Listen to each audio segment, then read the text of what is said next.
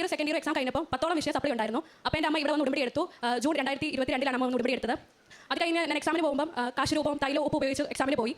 ജനുവരി ആയപ്പോൾ എൻ്റെ അടുത്ത് എക്സാം വന്നു. 10 വിഷയം ഉണ്ടായിരുന്നു. എനിക്ക് പഠിക്കാനൊന്നും സമയമില്ലായിരുന്നു. ഞാൻ പ്രാർത്ഥിച്ചു. എക്സാമിന് പോയി. എക്സാമിൻ്റെ തലേ ദിവസം രാത്രി 10 മണിയാകുമ്പോൾ ഞാൻ പഠനം നിർത്തും. എന്നിട്ട് ഞാൻ ഇവിടുത്തെ ധ്യാനം കൂടും. അത് കിടന്ന് ഉറങ്ങും. രാവിലെ ആയിട്ട് പോകും. എനിക്കൊന്നും അറിയില്ല. ഞാൻ ഈ കാശ് രൂപ ഉപയോഗിച്ച് 10 വിഷയം എഴുതി. എനിക്ക് അടുപ്പിച്ചായിരുന്നു. ഞാൻ എഴുതി. എനിക്ക് ഉറപ്പുണ്ട് എൻ്റെ എഴുത്തുകൊണ്ട് ഞാൻ പാസ്സാവില്ല. മാതാവ് തന്നാലേ ഞാൻ പാസ്സാവുള്ളൂ. ഞാൻ കരഞ്ഞ് പ്രാർത്ഥിച്ചു. ഞാൻ 1000 മണി ജോമാല ചൊല്ലി കോളേജിൽ എല്ലാ പിള്ളേരോട് പ്രാർത്ഥിക്കണമെന്ന് പറയും. അങ്ങനെ എൻ്റെ റിസൾട്ട് വന്നു. ജൂണിലാണ് എൻ്റെ റിസൾട്ട് വന്നത്. ഞാൻ 10 വിഷയത്തിന് പാസ്സായി. അതും നല്ല മാർക്കോടെ പാസ്സായത്. എൻ്റെ കഴിവുകൊണ്ടല്ല ഞാൻ പാസ്സായത്. അമ്മ മാതാവ് ഈശോയെ തന്നതാണ് പാസ്സായത്. പിന്നെ എനിക്ക് തേർഡ് ഇയർ എക്സാം വന്നു. അതും ഞാൻ കാശ് രൂപ ഉപയോഗിച്ചാണ് പ്രാർത്ഥിച്ചത്. പക്ഷേ എൻ്റെ അമ്മ ഉടമ്പടി പുതുക്കിയില്ല. അമ്മ എൻ്റെ മെറിറ്റിൽ ആശ്രയിച്ചു. ഞാനും എഴുതി ഒരു വിഷയം പോയി. അപ്പോൾ ഞാൻ ഇയർ ബാക്കായി. ഞാൻ കുറേ കരഞ്ഞു. എൻ്റെ കുഴപ്പം കൊണ്ട് തന്നെ ഞാൻ പ്രാർത്ഥിച്ചില്ല. ഞാൻ എൻ്റെ കഴിവിനെ ആശ്രയിച്ച് പോയി.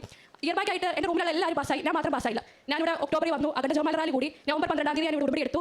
ജനുവരിയിൽ എൻ്റെ എക്സാം വന്നു. എക്സാമിന് ഞാൻ പോയി. ആദ്യത്തെ എക്സാം എനിക്ക് ഭയങ്കര എളുപ്പമായിരുന്നു. പക്ഷേ രണ്ടാമത്തെ എക്സാം എനിക്ക് ഒന്നും അറിയില്ല. 1 തൊട്ട് 19 ക്വസ്റ്റ്യൻ വരെ ഞാൻ ഉണ്ടാക്കി എഴുതുക ചെയ്തത്. ഞാൻ എഴുതി കഴിഞ്ഞ് ഇറങ്ങി പ്രാർത്ഥിച്ചു. ഇവിടെ എന്നും പള്ളിയിൽ പോകും. പള്ളിയിൽ പോകുമ്പോൾ കരഞ്ഞ പ്രാർത്ഥിക്കുന്ന മാതാവ് എനിക്ക് തരണേ, എനിക്ക് തന്നാലേ